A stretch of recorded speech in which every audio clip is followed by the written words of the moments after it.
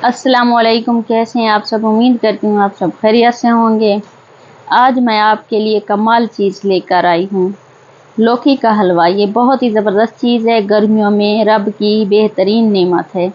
अगर आपको नींद नहीं आती, चीज़ें रख कर भूल जाते हैं, बच्चों को दिमागी कमज़ोरी है, तो आप ये बनाएं और घर में सबको खिलाएं। जिस्म को ठंडा रखता है और नींद भी मज़े की आती है। इसके फ़वाइद पर एक अलग वीडियो बन सकती है।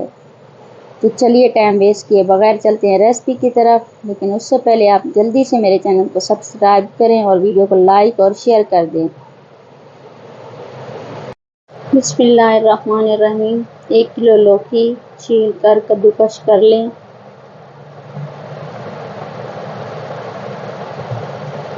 फिर एक पतीले में कद्दूकस की हुई लौकी या कद्दू डाल दें और 1 गिलास पानी के साथ बॉयल कर लें,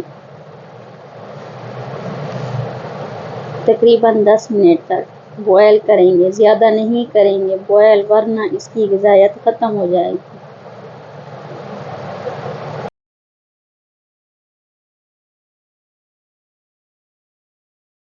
10 मिनट में इसका इस तरह का कलर आ जाएगा। देखें, ये अब बॉयल हो चुके हैं।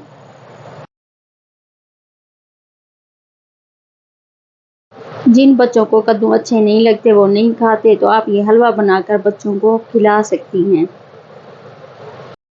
ये हलवा बच्चे बहुत शौक से खाएंगे और उनका दिमाग भी तेज़ होगा। अच्छा, अब एक पैन या कढ़ाई में 2 कप ऑयल या घी डालें। फिर इसमें इलायची के बीज शामिल कर दें और कड़कड़ाएं। कद्दू को निकालकर अलग रख दें।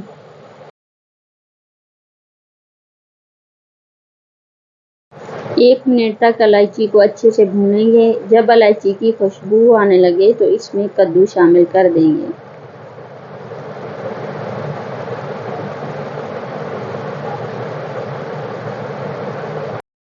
आठ से 10 मिनट तेज़ आंच पर इसकी अच्छे से भुनाई करेंगे।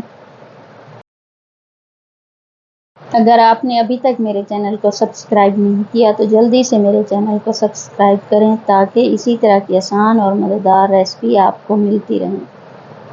लाइक और शेयर भी कर दें, ये बिल्कुल फ्री है। इसमें आपके कोई पैसे खर्च नहीं होंगे, बल्कि इससे मेरी हौसला अफजाई होगी। अब हम इसमें 1.5 कप चीनी शामिल करेंगे। अगर आप ज़्यादा मीठा पसंद करते हैं तो आप 2 कप चीनी शामिल कर लें। आप अपने टेस्ट के अकॉर्डिंग भी चीनी शामिल कर सकते हैं।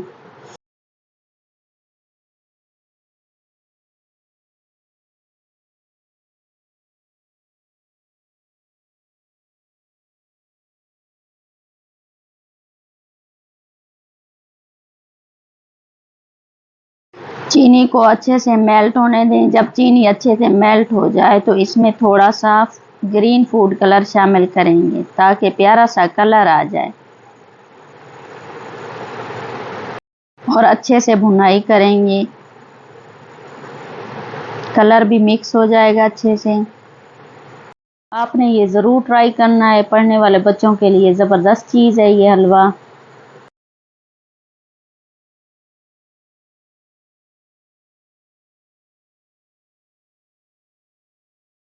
8 से 10 मिनट मज़ीद भुनाई करने के बाद अब हम इसमें 1 कप मैदा शामिल करेंगे। आहिस्ता आहिस्ता से और मुसलसल चम्मच हिलाते रहेंगे ताकि गुठली ना बने।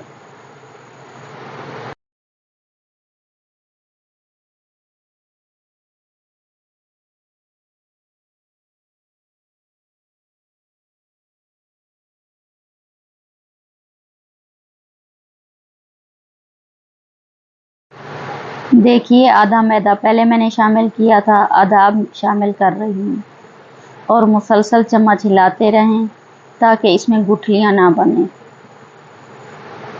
और भुनाई करते रहें यहाँ तक कि ऑयल खुश्क हो जाए और हलवा कढ़ाई छोड़ने लगे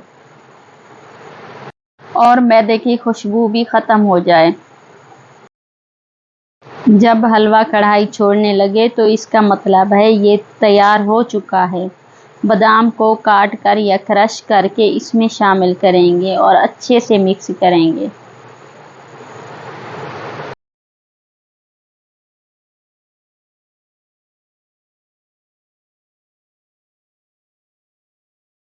ये देखें ये कितने अच्छे से कढ़ाई को छोड़ रहा है और हमें इसमें ऑयल भी नज़र नहीं आ रहा। अब हम इसको डिश आउट कर लेते हैं। इसको डिश में फैलाकर अच्छे से सेट कर लें।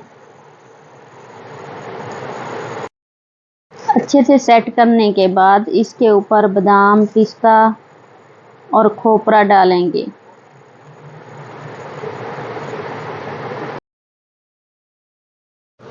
इसको ठंडा होने के लिए फ्रिज में रख दें। जब आपको खाना हो इसको निकालें, पीसेस में कट करें और सर्व करें। आप ये ज़रूर ट्राई कीजिएगा, मुझे फीडबैक लाजमी दीजिएगा। इसी तरह की आसान और मज़ेदार रेसिपी देखने के लिए मेरे चैनल को सब्सक्राइब कर लें, वीडियो को लाइक और शेयर कर दें। अपना और अपने प्यारों का बहुत सा ख्याल रखिएगा, मुझे दुआओं में याद रखिएगा। मिलते हैं नई वीडियो में नई रेसिपी के साथ। अल्लाह हाफिज़।